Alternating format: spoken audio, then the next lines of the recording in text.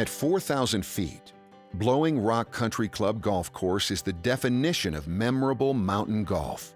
The summer climate in Blowing Rock, North Carolina is consistently in the 70s. Targeted shots from uneven lies and fast, undulating greens make the course fun and challenging. The Seth Rayner designed course is a chess match on turf. Right away, it's evident the course designer, Seth Rayner, uses the vagaries of the ground to make distance a non-issue. Hole number 1 is a gentle opening par 5 with generous fairways. The genius of the course design is immediately evident as your drive is straight into an upslope. From the top of the hill, a welcoming green beckons a calculated approach shot. 3 good shots and you are putting for birdie. Beware, the green complex has subtle breaks in all directions.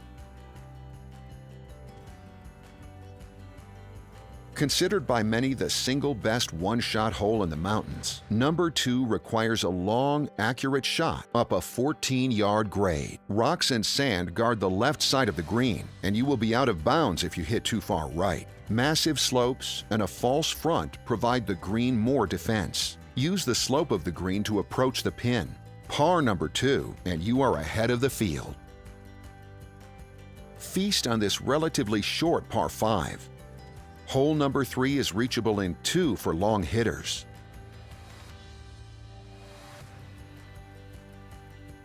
Drive your tee shot to a flat plateau, and you have a reasonable second shot to the green.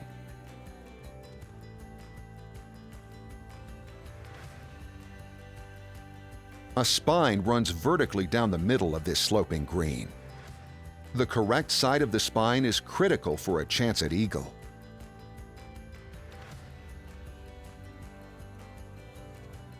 Hole number 4 is a long, narrow par 4.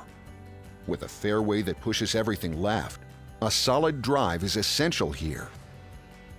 Catch the speedy slope on the right side of the fairway, and you have a short iron shot to the green. Play it safe down the middle, and you have a long way home into a difficult green.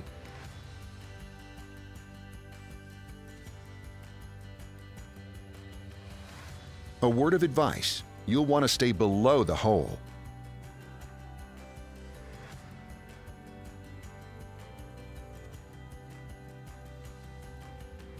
Hole number 5, known as the Chute, is a short par 4 with tall pines lining the fairway. Waver neither left nor right. A proper 200-yard shot puts a short iron in your hands. But the challenge is not over.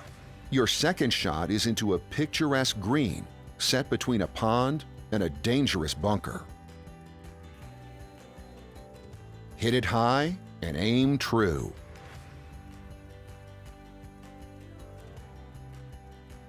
The second par 3 on the front 9 is not as easy as it looks. Hole number 6 has a front bunker that forces you to carry the green. The challenge continues as the green is tiered across the middle. The steep tier forces an accurate distance for a chance at birdie, and maybe even par. Hole number 7 is highlighted by a spectacular view of Cone Manor. This par 4 is defined by the slope of the ground. Steeply sloping right to left, the fairway is most receptive to a draw for a favorable stance. Leave your ball halfway up the hill, and you may think more about baseball than golf. Number 7 is also home to the Turning Tree, the first tree to hint at fall as summer wanes. The second shot looks straightforward, but prepare for a green that runs away from the player. The elevated tee shot is everything on this par 4 number 8. A tee shot between the rhododendrons on the left and the spacious pond on the right sets up a reasonable iron shot into a punch bowl green. The green, banked by thick bushes and bunkers, has a variety of slopes and speeds. The safe second shot lands on the left side of the green, and funnels right. Number 8 is home to the beloved Turnhouse.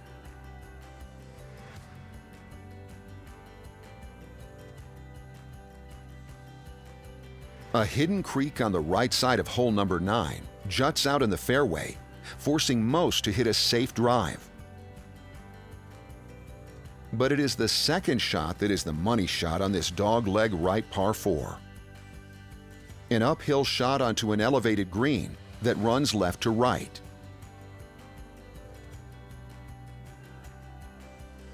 Fade the ball too much, and you will face a sand shot up a 20-foot bluff.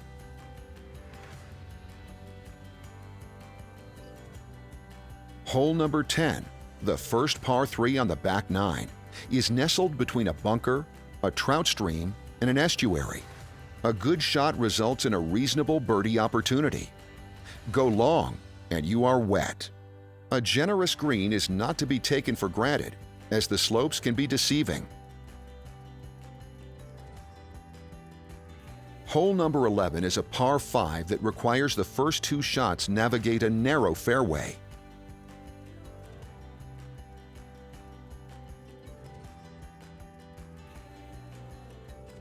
Out of bounds flanks the right side, and a creek runs down the left.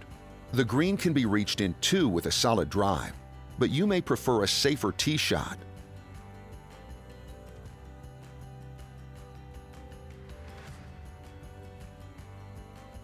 Once you reach the green, the right 2/3 are quite receptive.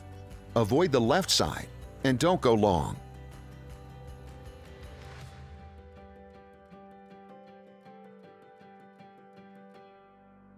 Hole number 12 is a short par 4 with a hairpin dogleg left and a 15-yard drop. This picturesque hole offers multiple options off the tee with a safer shot, short and left of the fairway bunker.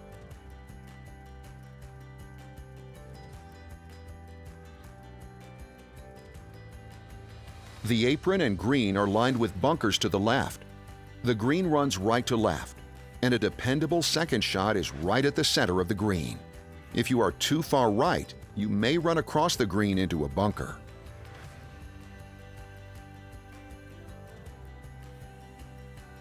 With Grandfather Mountain in the distance, you transition from the highest point of the course back to the valley on this par 4 number 13. Distance control and accuracy are the utmost importance to clear the rocks and plateau with a blind tee shot. A rushing trout stream runs down the right side of the fairway, and rhododendron patches line the left. This is one of 2 bunkerless holes on the course. The green is guarded by the trout stream on the right and a bluff on the left.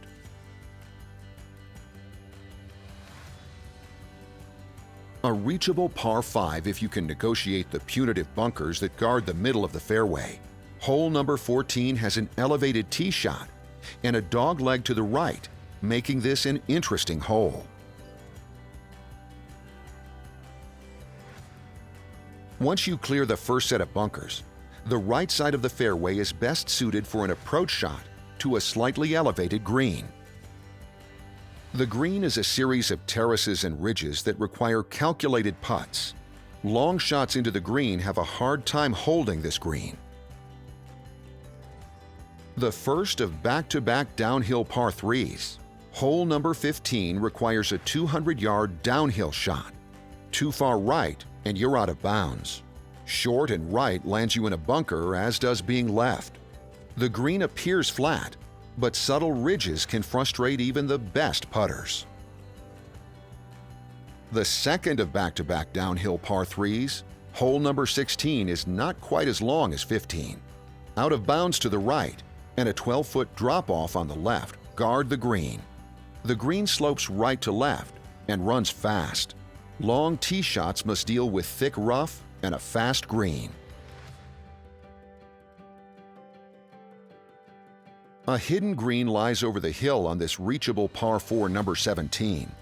The trees on this horizon provide a backdrop and a target line to this beautiful hole.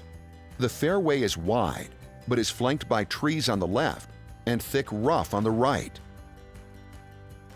The green is guarded by bunkers on the left, right, and back. The green slopes dramatically from top to bottom, so a calculated approach pin high or below is crucial.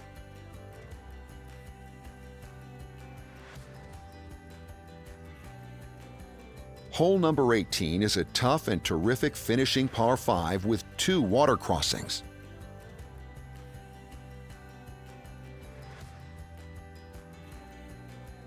The fairway creek dictates your tee shot. Beyond the creek, the fairway is a steady rise to the green. A long second shot is critical for a short iron into a wide green. Too long, and you could be in the stream that guards the front of the green. Flanked by bunkers on the back of the green slopes hard left to right. Blowing Rock Country Club's golf course, designed by Seth Rayner, is a chess match on turf.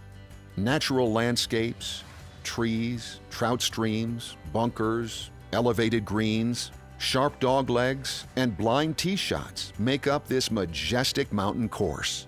The views are spectacular and the golf is memorable. You will use every club in your bag.